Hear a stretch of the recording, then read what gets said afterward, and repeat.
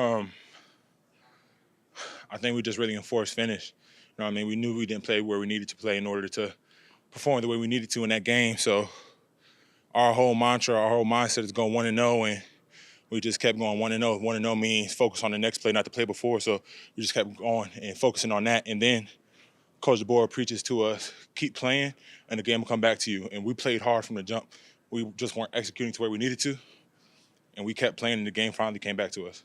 You got some big holes there on those runs there at the end, touchdown runs. Just kind of talk about the O-line on those last couple of touchdowns. A few holes opened up. Yeah, like jam. Oh, okay. I thought you said a few holes. I was about to say. You opened up some holes. Oh yeah, that's right. Well, that's how we play every play. That's how we attack every play. We just learned some things that they were doing schematically. We made some adjustments on the sideline. That's what allowed for those holes to open up. And then we also just made a decision like, look, we're letting this team down as a unit. We need to fix it. And I feel like we came together great as a group and said we're going to fix it. We're going to right our wrongs right now. CJ Dupree kind of talked a little bit about Bama beating Bama in that game. Is that kind of the feeling coming out of that? Is a lot of the times like when you guys are struggling, you're just beating yourself? Oh, for sure. You can look back at that game and see we had 2 touchdowns called back for holding, and then we had them about 200 yards of penalties. 100 yards equals a touchdown. So those 4 touchdowns that we left on the board. So we were just definitely beating ourselves, and I'm glad we went through this adversity so we know how to learn from it in the future. How frustrating was it? You guys wanted to right this sloppy game from last year, and then you're playing the same opponent. You weren't able to do that until late. First of all, how frustrating was that during the moment of maybe not being able to break through the way that you guys planned?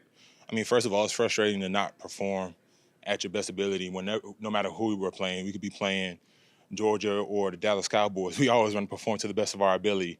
So it really wasn't about USF. It was just us not playing to the Bama standard. So we just had to right our wrongs in the fourth quarter, which we definitely did. And most importantly, as an offense, and I just want to shout out the defense.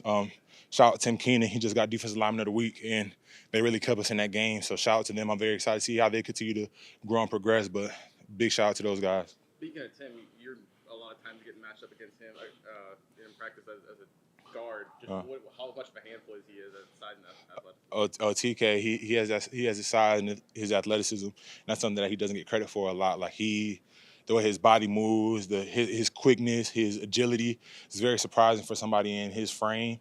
And it'll really catch you off guard if you're sleeping on him. But I get to see him every day, so we just get better. And a great thing about TK and I, and Tim Smith as well, like we all have a great relationship. So after practice, Coach DeBoer implemented Shake It Up. So that's when you go dap your teammates up. And Tim and I will talk about some things that I did, and I will talk about some things that they did that are really good, but also things that they could work on. So we're just getting each other better every day. When did you learn that you were going to be playing left tackle on Saturday? I always knew it was a possibility throughout the week, but Coach just let me know the morning of, and I was ready for it. Played left tackle in high school. Obviously, a lot different playing in front of 100 to 100,000, but I'm a ball player, man. You could put me guard, tackle, center, tight end, receiver, wherever you need me. I'm going to play ball, and I'm going to do it to the best of my ability.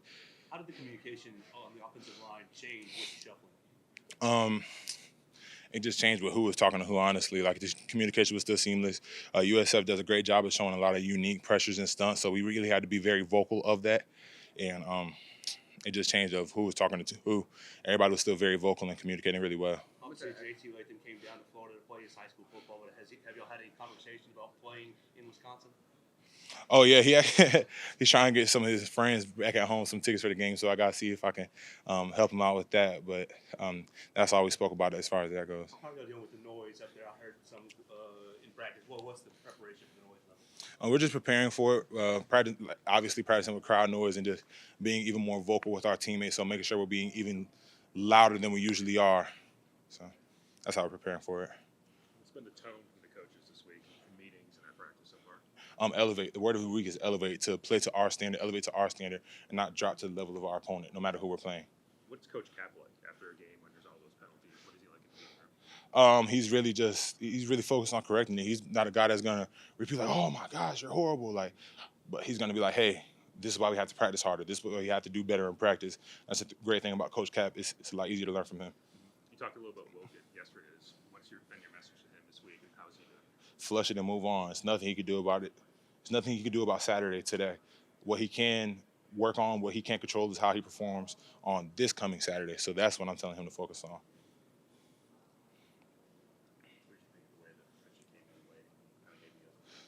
I'm very proud of Pritchard for coming in late and giving us a boost. Like you said, he's a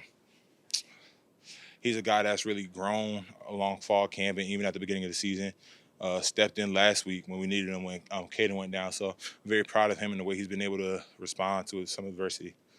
How do you see guys like him and kind of be like itching to get in the field and they're dealing with injuries? How hard is that? Yeah, it's really hard, and I know what it's like firsthand because last year USF I couldn't play. So, but they've also been really good about really helping their teammates. So when they knew I was playing left tackle throughout the week when I was practicing that, both of those guys helped me a lot with giving me feedback, tips, tricks, things to look for.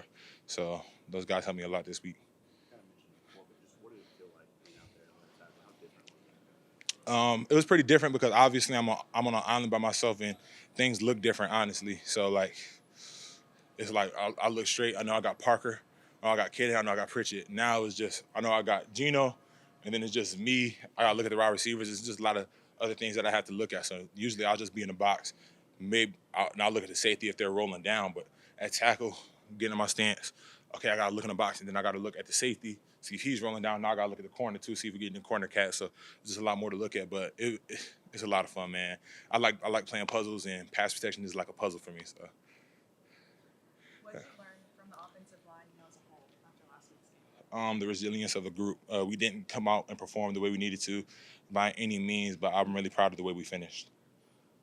Can you talk about just how, with performing, he was, a lot of people been dogging on him, but and things of that nature. Can you just talk about how you guys been able just to build him up? Because, y'all gonna need him at some point again. So Of course. Talk about just how you been able to just keep his head and just continue just to encourage and motivate him after, he didn't have his best performance, but still gonna need him later down the line. Yeah, first and foremost, I told him not to even look at social media because nobody really knows what's going on. If it's not coming from somebody within this building, don't even pay attention to it because everybody in this building has your best interest in mind. So everybody on social media, they don't matter. They don't matter. So don't even look at it. So, and then as far as just lifting him up, just making sure he learns from it and understands that there's nothing he could do about last week, but he can control how he prepares this week to perform a lot better this coming weekend. And another question, just how does the offense, just the team in general, just prepare for, y'all going on y'all first road trip, going to Wisconsin in an environment like that? How does, with an 11 a.m. Kickoff, how does the team overall just prepare and things of that nature? So that you mentioned the 11 a.m. kickoff, I feel like we're going to be even better prepared than we were last year just for the fact that we're a morning practice team now. So guys are already used to being up early. Guys are used to eating early, and that's a big battle that you have with playing 11 o'clock games. But as far as going on the road, we've been preparing with crowd noise and just making sure that we're even more vocal, just really passing the calls along the line. So we're just really preparing for the crowd noise, and we understand that we're going to have to play early. So we just have to keep the same routine that we've been having since we implemented the morning practice. How much comfort did you have with Gino next to you playing left guard? I had a lot of comfort with Gino. Gino and I have a really good relationship, two Northeast guys. Gino and I actually played against each other in the state championship my freshman year, his sophomore year of high school. So we talk about a lot of things like that. We talk about a lot of Jersey stuff, Jersey people. So he and I have a great relationship, and just he's a great guy. He's a great football player. He's very communicative during the game, and we were able to help each other out. How hard is it, or what makes it unique to be able to back up both guard positions and the center position? It's pretty tough because you gotta know both sides, and you gotta know both sides. And I feel like the hardest part is being able to be like, okay, somebody helmet's come off, I gotta go to center too. So Gino is a very well-rounded offensive lineman. I'm excited to see how he grows through the season. Parker get a smaller helmet this week. I don't know. I told him we need to put Velcro on his chin so his helmet will stop popping off or something. But It's happened a few times. yeah, we'll figure it out though. All right, thanks. Y'all have a good one.